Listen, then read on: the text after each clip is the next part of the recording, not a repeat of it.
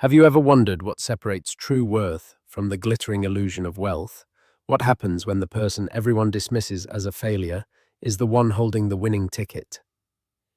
At a lavish engagement party in Greenwich, Connecticut, under a canopy of fairy lights and the judgmental stares of high society, Elara Vance watched as her father and her new fiancé publicly humiliated her ex-husband, Liam Callaghan. They called him a broke, dusty carpenter, a man with splinters under his fingernails and not a dollar to his name. The laughter echoed as Liam walked away, the final nail hammered into the coffin of their shared past. But what they didn't know, what no one could have possibly imagined, is that less than 24 hours later, that same broke carpenter would quietly and irrevocably become one of the wealthiest men in the country. This is the story of what happened next. The air at the Meadowood Country Club shimmered thick with the scent of money-blooming hydrangeas and expensive perfume. It was the kind of late summer evening in Connecticut that magazines write about: a sky bruised with violet and gold, the soft clinking of champagne flutes, a constant, delicate applause for the life Elara Vance had so carefully constructed. Her engagement party was by all accounts a triumph. Her father, Richard Sterling, a man who had clawed his way from middle management to a corner office overlooking Manhattan, stood beaming his hand proprietorially on the shoulder of her fiancé, Chad Kensington III. Chad was everything Richard had ever wanted for his daughter. His family wasn't just wealthy, they were Kensingtons.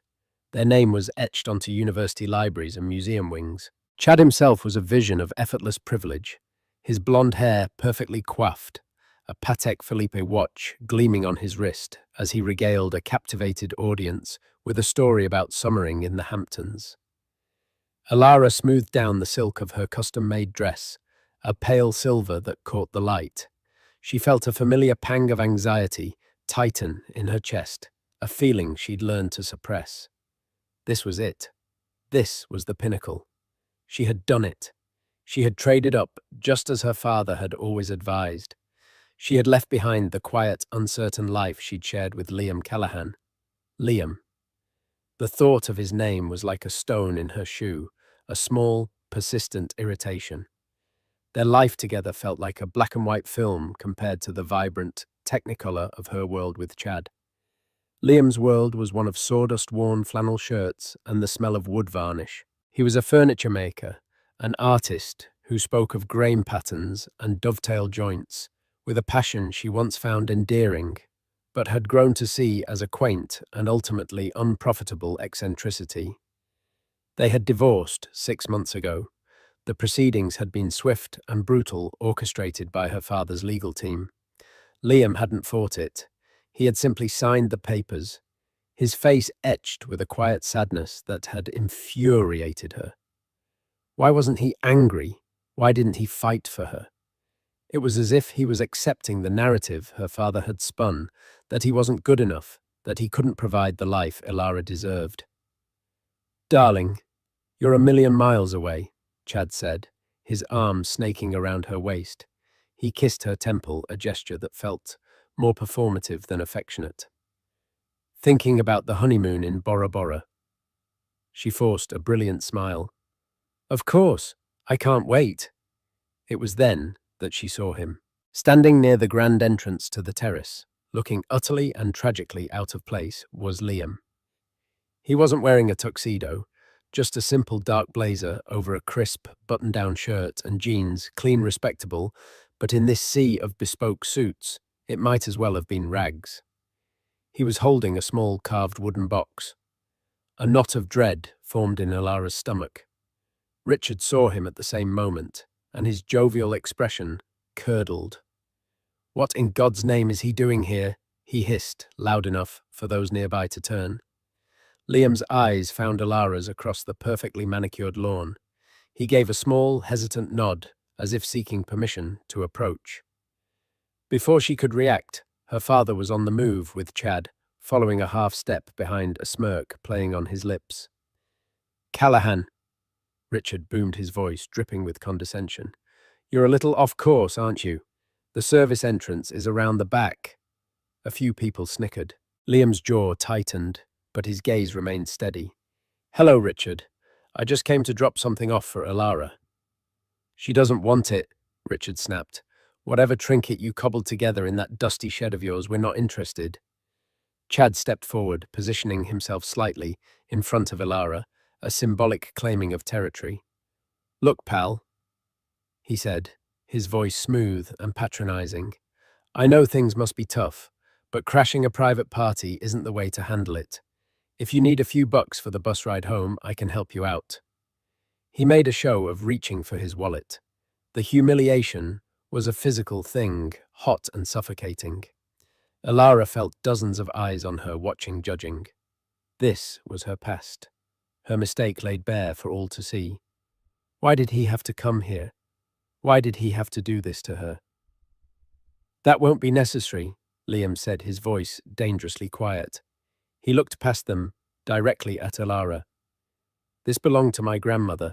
She gave it to you when we got married. I thought you should have it. He held out the small box. It was the rosewood music box she had kept on her nightstand for years. She remembered the day his grandmother, a kind woman with flour-dusted hands, had given it to her, saying it had played her to sleep for 50 years. A memory, sharp and painful, flashed in her mind, a rainy Sunday, with Liam in their tiny apartment, the soft melody of the music box filling the air as they danced in the living room. I don't want it, Elara heard herself say, the words sounding brittle and foreign. My life is different now. I don't have room for old things. The hurt that flickered in Liam's eyes was so profound it almost made her flinch. It was the look he'd had when she'd told him she was leaving, a look of quiet devastation. Chad laughed a short, ugly bark. You hear that, buddy? She's upgraded, from splinters and sawdust to marble and mahogany. Your ancient history. He turned to the crowd. Let's give a round of applause for Elara's ex, the broke carpenter, who thought he could hang with the big boys. The laughter that followed was a wave of acid washing over Liam. He stood there for a long moment, the box still in his outstretched hand. His gaze on Elara was unreadable, not angry, but something deeper, disappointed. He finally seemed to see her not the woman he had loved, but the person she had become standing beside her prize fiancé, bathed in the glow of her father's approval. He slowly lowered his hand, placed the music box on an empty table near the entrance, and turned without another word. As he walked away, his shoulders straight, Richard Sterling raised his glass in a mock toast. To new beginnings, he declared, and to leaving the past and its failures exactly where they belong. The crowd cheered. Chad kissed Elara a hard, possessive kiss that tasted of champagne and triumph. And as the party swirled back to life around her, Elara couldn't shake the image of Liam's retreating back. She had everything she had ever wanted. So why did she suddenly feel like she had lost something irreplaceable? She pushed the feeling down, burying it under the weight of her new perfect life. It was just a pang of misplaced guilt, she told herself. It would pass. The next morning, the world smelled of stale champagne and regret. Elara woke with a dull headache, the ghost of the previous night's forced smiles still aching in her cheeks. Chad was already gone off to an early tea time with a banking associate. A note on his pillow simply read, "Great party, see you tonight."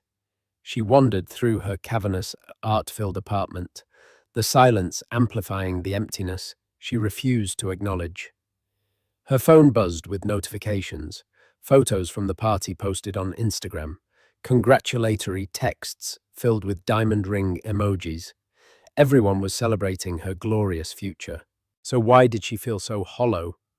Meanwhile, 20 miles away, in a world that felt a million light years removed, Liam Callaghan was in his sanctuary. The workshop was a cathedral of wood and light. The air was thick with the clean, sharp scent of pine and cedar. Sunlight streamed through the large, dusty windows, illuminating motes of sawdust dancing in the air like tiny stars. Here there was no judgment. There was only the honest truth of the wood in his hands. He was working on a rocking chair, shaping the headrest from a single piece of reclaimed oak. His movements were fluid, economical, the result of years of devotion to his craft. The rhythmic scrape of his handplane was a form of meditation, a way to sand down the rough edges of his own thoughts. Last night had been a fool's errand. He knew that now. He'd gone to the party, not to cause a scene, but to perform a final quiet ritual of letting go. Giving back the music box felt like closing a chapter, a return of something that no longer belonged to him. He hadn't anticipated the public crucifixion. The venom in Richard's voice, the smug cruelty on Chad's face, and worst of all, the cold dismissal in Elara's eyes. That was the cut that went deepest. The woman he had loved, who had shared his dreams in their small, cramped apartment, had looked at him like he was a stranger, a piece of garbage to be swept away. A sharp rap on the workshop's large sliding door startled him. He rarely got visitors, especially not on a Saturday morning. Wiping his hands on a rag, he pulled the heavy door open. Standing on the gravel driveway was a woman who looked as out of place as he had at the country club. She was in her late 60s, dressed in a severe but impeccably tailored grey suit. She held a leather briefcase, and her expression was one of polite, unshakable neutrality. Behind her, a black town car, a Lincoln Continental, idled silently, its polished surface reflecting the rustic chaos of his workshop. "Mr. Liam Callaghan?" she asked. Her voice was crisp, professional. "Yes. Can I help you?" "My name is Evelyn Hayes. I am a senior partner with the law firm of Hayes Cromwell and Sterling. I was your grandfather's attorney." Liam froze. He hadn't spoken to his grandfather, Arthur Callaghan, in over a decade. The old man was a titan, a legend in the world of manufacturing and real estate, a man carved from granite and ambition. He was also the reason Liam had walked away from a life of immense privilege. Is everything okay?" Liam asked, a strange knot tightening in his gut. Ms. Hayes's expression softened almost imperceptibly. "I am very sorry to have to inform you of this, Mr. Callaghan. Your grandfather passed away peacefully in his sleep late last night." The news didn't hit Liam like a wave, but like a slow, creeping flood. Grief, sharp and complicated, mingled with years of unresolved anger and regret. Their falling out had been monumental. Arthur had wanted Liam to join the family empire, to learn the art of the deal, to become a predator in a suit. Liam, drawn to the quiet integrity of working with his hands, had refused. He had chosen a different path, and in Arthur's all-or-nothing world, that was the ultimate betrayal. "You can build your little wooden toys," Arthur had roared in their final conversation, "but don't you dare come asking for a single damn penny. From this day forward, you are no grandson of mine." And he had kept his word. For 10 years, there had been nothing. Silence. "I see," Liam said, his voice hoarse. "Thank you for telling me in person."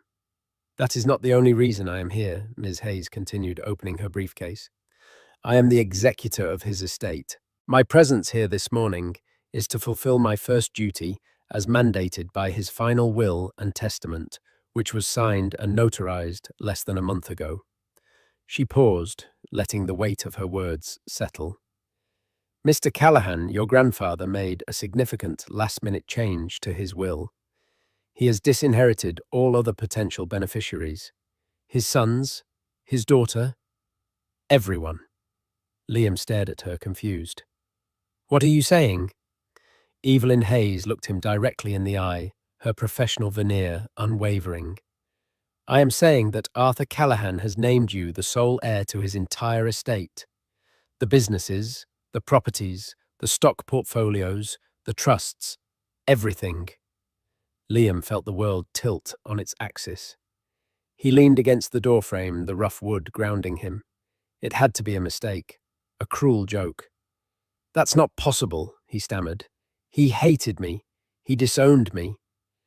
His final instructions were very clear, Ms. Hayes said calmly. She pulled out a thick envelope sealed with wax. This is a personal letter he left for you to be delivered with the news. The official reading of the will is scheduled for Monday, but he was insistent that you be informed immediately and privately. She handed him the envelope. His name was written on the front in his grandfather's unmistakable, aggressive script. We have made a preliminary valuation of the liquid and tangible assets. She went on, her tone matter of fact, as if she were discussing the weather. While the numbers will fluctuate with the market, a conservative estimate of the net worth of the estate you are inheriting is approximately $9.7 billion. Billion. The word hung in the air, an impossible, absurd sound amidst the scent of sawdust and wood glue. $9.7 billion.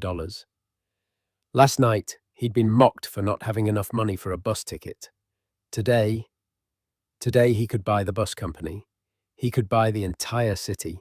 He looked from the letter in his trembling hand to the impassive face of the lawyer. He thought of his tiny apartment, the overdue bills on his counter, the constant low-grade stress of making ends meet.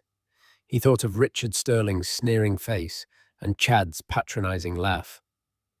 And then he thought of his grandfather, the powerful, terrifying man who had cast him out. Why? After a decade of silence. Why this?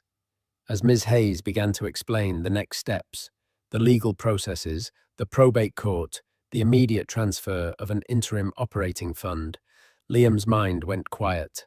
He felt no elation, no sense of victory, only a profound, earth-shattering sense of vertigo.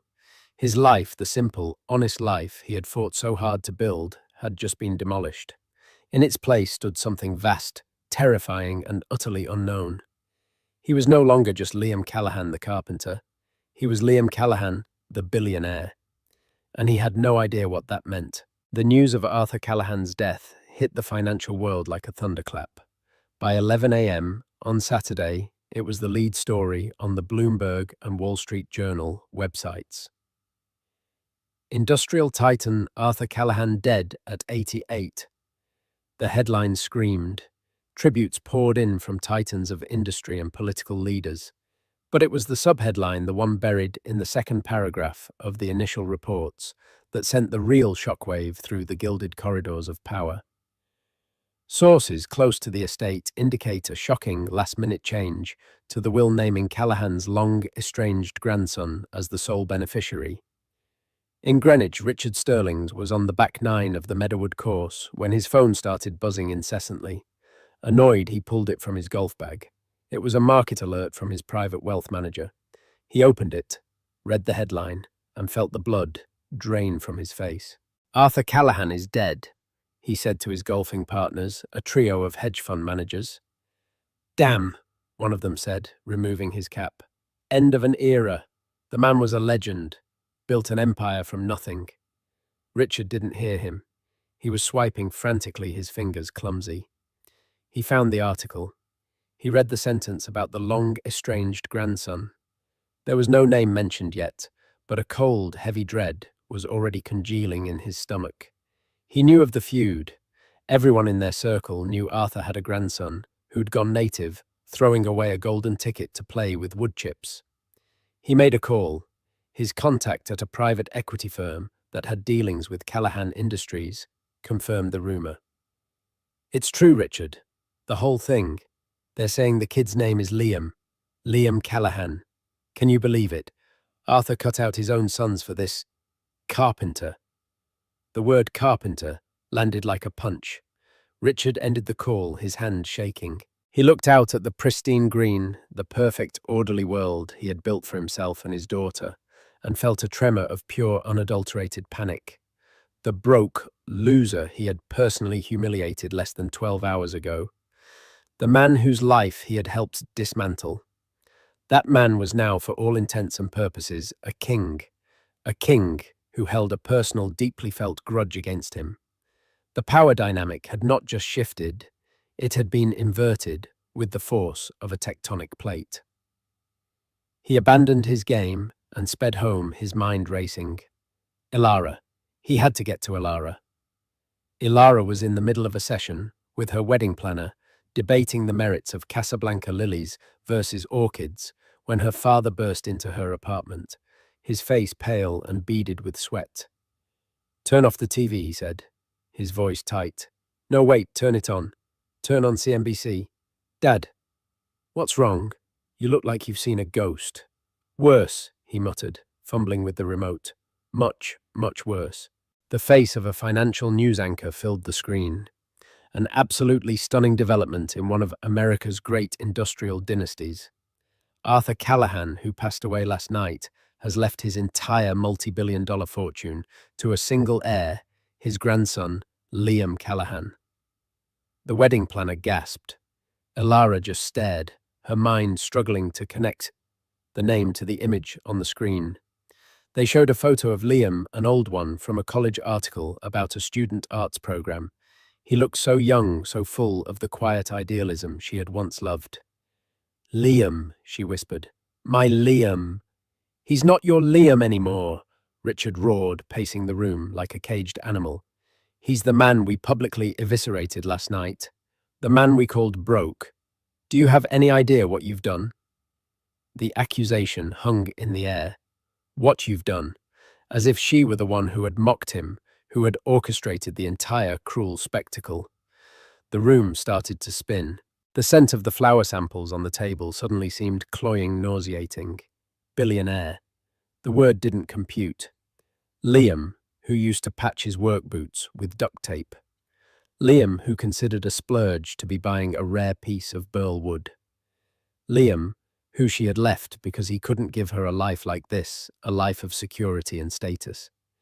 The security she thought she had with Chad suddenly felt like a sandcastle in the path of a tsunami. Her phone rang. It was Chad. "Lara, baby, are you seeing this?" His voice was high-pitched, strained. The usual suave confidence was gone, replaced by a frantic energy. "Is this some kind of sick joke? The carpenter. Your ex. It's real, Chad. My father just told me." There was a pause on the line, filled with the sound of frantic typing. "His company, Callaghan Industries. They hold a majority stake in the investment firm that backs my father's real estate fund. A majority stake." The implication was clear. Liam wasn't just some rich stranger. He was now indirectly Chad's father's boss. He held the strings to the Kensington family's financial puppet show. "Oh, my God," Elara breathed. "We have to fix this," Chad said, his voice dropping to a conspiratorial whisper. "You have to fix this. Call him. Tell him it was all a misunderstanding. Your father was just drunk, blowing off steam. You know, guy talk. You were just overwhelmed. Apologize. Apologize." The memory of her own cold words from last night replayed in her mind. "I don't have room for old things." The look on his face. She felt a wave of nausea, so intense she had to sit down. It wasn't just regret she was feeling, it was a profound, soul-deep sickness. The choice she had made, which had seemed so logical and necessary, so celebrated and correct, was suddenly revealed to be the single greatest miscalculation of her entire life. She had traded a diamond for a shard of glass, and she hadn't even realized it until the whole world was watching. "Elara, are you listening to me?" Chad's voice was sharp, impatient. "Call him, now. We need to get ahead of this before he decides to pull the plug on my family's entire portfolio for fun." She hung up the phone, her hand trembling. Her father was still pacing, muttering about contracts and exposure. The wedding planner was quietly packing her things, sensing the shift in the atmosphere. The beautiful, perfect future Elara had so carefully curated was fracturing before her very eyes, and in the center of the wreckage stood Liam, the quiet, gentle man she had thrown away, now more powerful than she could have ever imagined. Monday morning arrived grey and foreboding. The offices of Hayes Cromwell and Sterling were a fortress of mahogany leather and hushed reverence for old money. Liam, dressed in the only suit he owned, one he'd bought for his wedding, felt like an imposter. The silence in the boardroom was thick with tension. He sat at the head of the impossibly long table, with Evelyn Hayes to his right. Across from him sat the rest of the Callaghan clan, his two uncles Robert and Marcus, and his aunt Eleanor. Their faces were masks of controlled fury and disbelief. They had barely acknowledged him, their eyes flicking over him as if he were a particularly distasteful piece of furniture. They had been summoned like him, but under far different circumstances. They were here to witness their own disinheritance. Evelyn Hayes cleared her throat, and the room fell silent. "We are gathered for the reading of the last will and testament of Arthur Williamson Callaghan." She began, her voice resonating in the quiet room. "I will dispense with the usual legal preamble and proceed to the primary articles of disposition." She read through a list of minor bequests, donations to museums, a trust for his long-serving household staff. Then she reached the core of the document. "To my sons, Robert and Marcus, and my daughter, Eleanor." She read, her eyes not leaving the page. "I leave the sum of $1 each. You were born with my name, but not my grit. You saw your inheritance as a birthright, a finish line you didn't have to run towards. You became soft, waiting for the fruits of my labor to fall into your laps.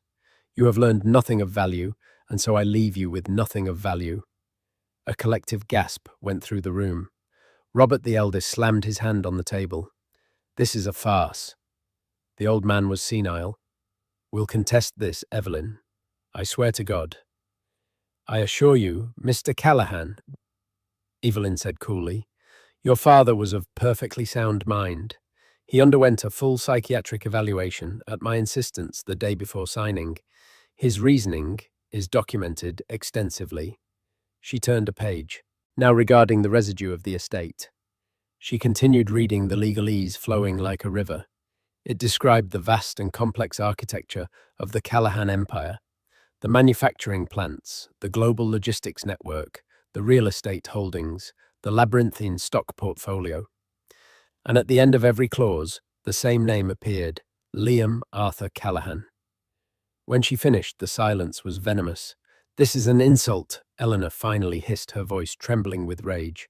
"To leave everything to him, the boy who spat on this family, who ran away to play in the dirt." Liam remained silent, his hands clasped on the table. He felt their hatred a palpable force. "My instructions are not yet complete," Evelyn said, cutting them off. She looked directly at Liam. "Arthur attached a personal codicil, a set of conditions that you, Liam, must adhere to. He called it the Moral Compass Clause." This piqued everyone's interest. The disinherited siblings leaned forward, a flicker of hope in their eyes. A loophole, a way he could fail. "First," Evelyn read from a separate handwritten page, "you are prohibited from liquidating any of the core assets of Callaghan Industries for a period of 10 years. You may not sell the company he built." Liam nodded. He had no intention of doing so. "Second, you are required to establish and personally oversee a new charitable foundation.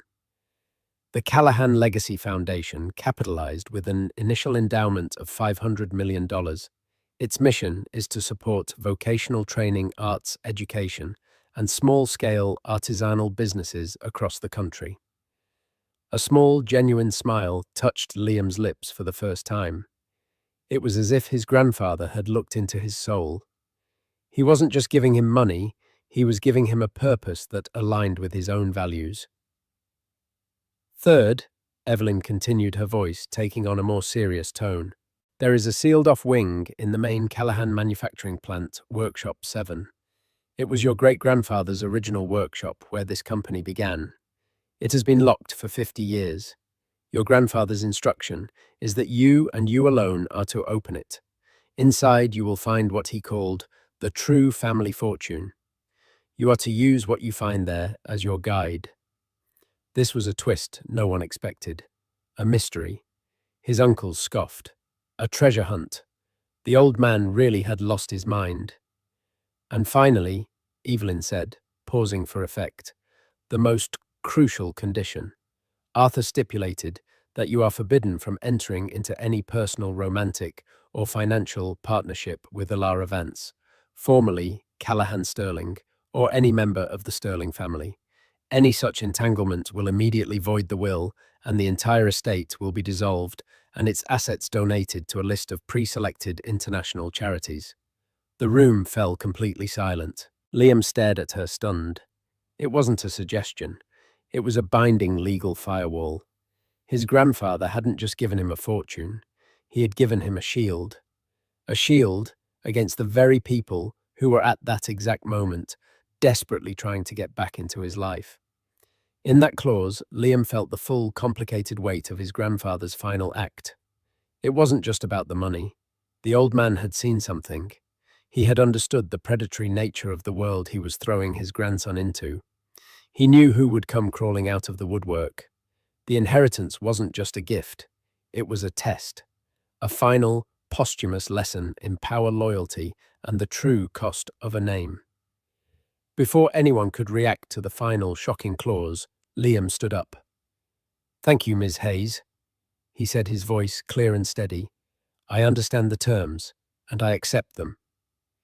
He turned and walked out of the boardroom, leaving his stunned, seething relatives in his wake. He had a letter from his grandfather to read and a workshop to find. The weight of a billion-dollar empire was on his shoulders, but for the first time he felt like he understood the path forward. It was a path his grandfather had laid for him, a path that led far away from Elara Vance and the hollow, gilded cage she called a life. The world expected Liam Callaghan's first move as a billionaire to be loud. A fleet of sports cars, a penthouse overlooking Central Park, a splashy acquisition. The gossip columns were poised, ready to document the carpenter's transformation into a cliché of new money. They were all wrong. For 2 weeks, Liam did nothing. He didn't answer the hundreds of calls and texts that flooded his phone, a significant portion of them from Elara Chad and Richard Sterling, their tones shifting from panicked to pleading to sycophantic. He ignored the registered letters and extravagant gift baskets that arrived at his workshop. Instead, he spent his time with Evelyn Hayes and a small, hand-picked team of financial advisors working 18-hour days to understand the vast, sprawling empire he now commanded. He learned about supply chains, market caps, and fiduciary duties. It was a language as foreign to him as ancient Greek, but he attacked it with the same methodical focus he applied to a difficult piece of wood. During this time, he finally read his grandfather's letter. It was not an apology, but an explanation. "Liam," it began, "if you are reading this, then I am gone and you are a very rich man. Do not mistake this for forgiveness. I was and remain furious that you rejected the life I planned for you. But I was also a fool. I spent 50 years building an empire of steel and concrete, only to realize in my final years that it was hollow. I had surrounded myself with yes-men and parasites, including my own children. They have my name, but you have my spirit. The spirit of my father, a man who built this company with his hands, not with leverage buyouts. I watched you from afar, son. I saw you choose integrity over inheritance. I saw you build a life, however small, that was honest. This fortune is a terrible burden. It will attract wolves. It already has. My final gift to you is not the money, but the test that comes with it. Do not become me. Become the man I should have been. Start with Workshop 7. The key is in this envelope." Liam's first public move came on a quiet Tuesday morning.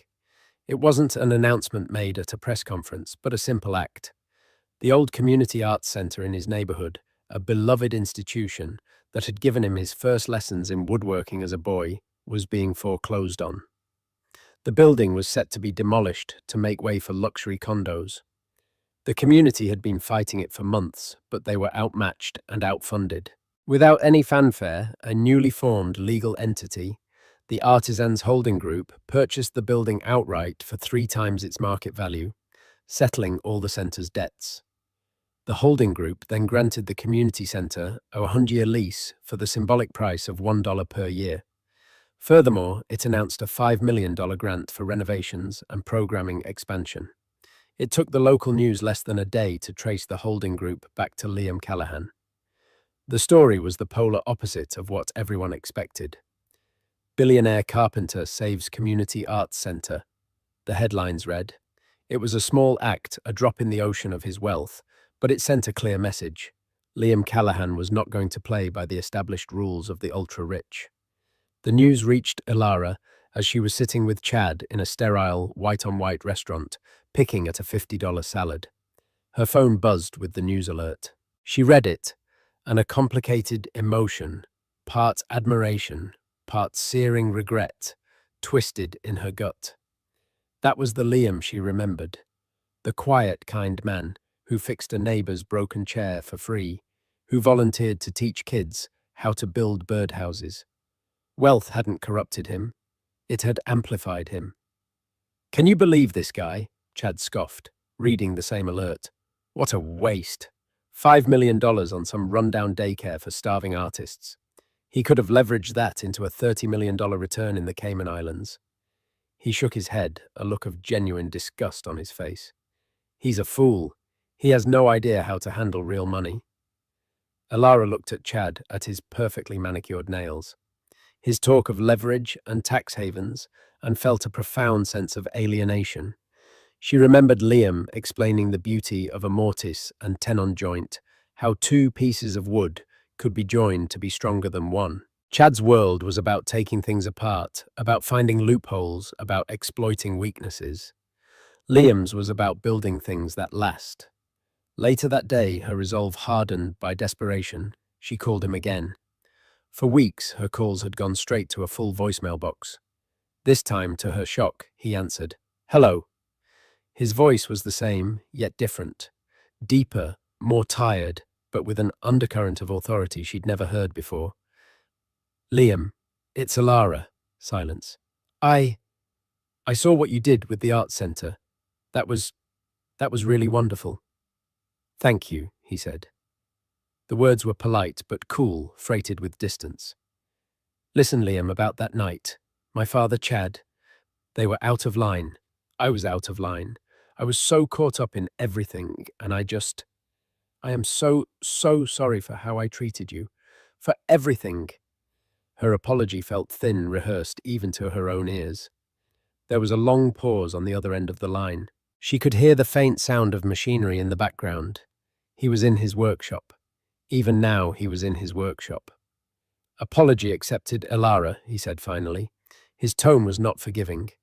It was the tone of a man closing a ledger, balancing an account. It was the sound of finality. "Good," she said, relieved. "I was hoping maybe we could get a coffee or dinner just to talk, to clear the air properly." "I don't think that's a good idea," he said, his voice leaving no room for negotiation. "My grandfather's will was very specific. I'm sure your father has already had his lawyers look it up.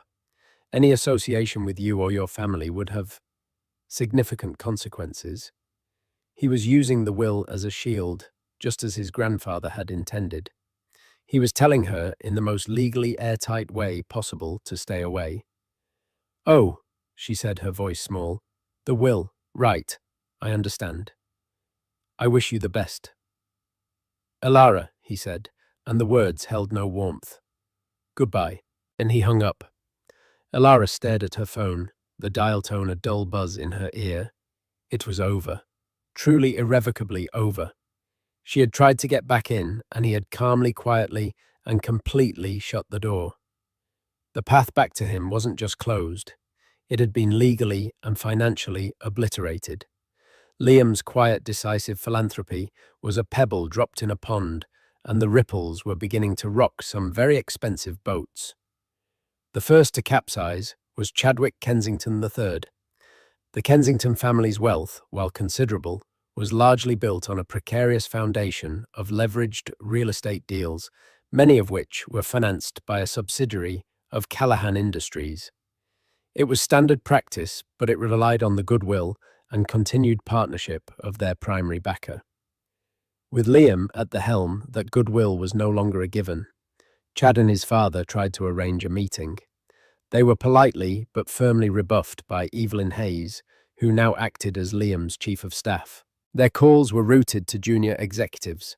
Their proposals for new ventures were subjected to a level of scrutiny they had never faced before and were ultimately rejected for being over-leveraged and insufficiently collateralized. The message was clear, the free ride was over. The pressure began to expose the cracks in Chad's perfect facade.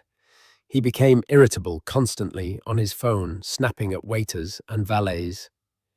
The effortless charm that had so captivated Elara was replaced by a sour, anxious arrogance.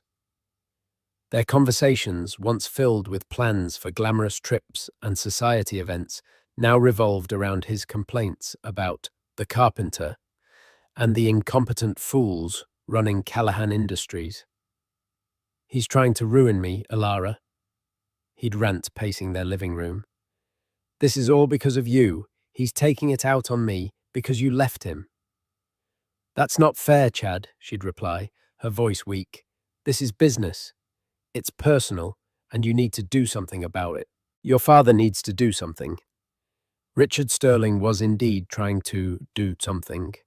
His own company had a number of supply chain contracts with Callaghan subsidiaries. He saw a massive opportunity, a strategic partnership, a merger, a way to latch his wagon to Liam's star. He believed he could use Elara as the ultimate bargaining chip. He summoned her to his office, the city skyline gleaming behind him. "This has gone on long enough," he said, foregoing any preamble. "The man is clearly still in love with you. He's just wounded. We need to orchestrate a reconciliation." "Dad, I told you he won't even speak to me. The will is a piece of paper." Richard slammed his fist on his desk. "It's a bluff, a test from the old man to see if the boy had a spine. You need to be more persuasive. Remind him of the good times. Make him see what he's missing. You are a Sterling. You are going to be a Kensington. We do not get shut out by mechanics." He laid out a plan that made Elara's skin crawl. She was to accidentally run into Liam at one of his favorite coffee shops. She was to feign a crisis, a moment of weakness, appealing to the protective instincts she knew he had. She was to be the damsel in distress, reminding him of a time before lawyers and billions of dollars. "I can't do that," she said, a flicker of her old self, the pre-Chad, pre-Richard-approved self, sparking to life. "It's dishonest. It's manipulative. It's survival," he thundered. "Do you have any idea how much is at stake? The Kensington deal, our own contracts. This isn't a game, Elara. This is our future. Are you going to let your pride destroy everything I have built for you?" That night, Chad came home drunk and furious. One of his father's largest lines of credit had been called in by a bank that it turned out was heavily influenced by the Callaghan financial group. "They're squeezing us," he snarled, throwing his jacket onto a chair. "That son of a bitch is systematically dismantling my family's legacy." He grabbed her arms, his grip surprisingly tight. "Did you talk to him? Did you fix it?" "No." "Chad, let go of me," she said, frightened by the look in his eyes. "You're useless." He spat, his face contorted in an ugly sneer. "All this time I thought I was getting a prize as Sterling. Turns out I just got the baggage of a billionaire's ex-wife. Maybe I should have just stayed with Tiffany. At least her father's money is real." The words hit her like a slap. Tiffany, a vapid socialite she'd always been rivals with. The carefully constructed illusion of her perfect romance, her perfect life shattered into a million pieces. This wasn't love. It was a merger. And the merger was failing. The final twist came not from Liam, but from an investigative reporter at the Wall Street Journal. The reporter had been digging into the Kensington family's finances, intrigued by their sudden reversal of fortune. What he found was a bombshell. For years, Chadwick Kensington III and his father had been running a sophisticated shell game, using inflated property valuations and fraudulent paperwork to secure loans far beyond their actual worth. They weren't just over-leveraged, they were committing bank fraud. The Callaghan Industries review process hadn't been malicious. It had simply been the first time anyone had bothered to look closely enough. The story broke on a Friday. By noon, the SEC had launched a formal investigation. By 5 o'clock, Chad's assets were frozen. Elara was at home when he called. "It's over," he said, his voice a hollow whisper. "They know everything. My lawyers say I'm looking at jail time." There was a pause. "Don't try to contact me." He hung up. She stood in the silent, opulent apartment, a monument to a fraudulent life, and felt nothing but a cold, terrifying emptiness. Her father, implicated in some of the side deals, was facing his own legal firestorm. Her engagement was a fraud. Her father's empire was crumbling. Everything she had chosen, everything she had sacrificed Liam for, was built on a foundation of lies. She was completely, utterly alone, and she knew with a certainty that chilled her to the bone that Liam had probably known all along. He hadn't sought revenge. He hadn't attacked them. He had simply stepped back and allowed the tide of their own deceit to pull them under. He hadn't destroyed their world. He had simply held up a mirror and it had shattered on its own. With the noise of the Kensingtons and the Sterlings fading into a din of legal battles and public disgrace, Liam finally turned his attention to the mystery his grandfather had left him, Workshop 7. He drove to the main Callaghan manufacturing plant, a sprawling complex of brick and steel on the outskirts of the city.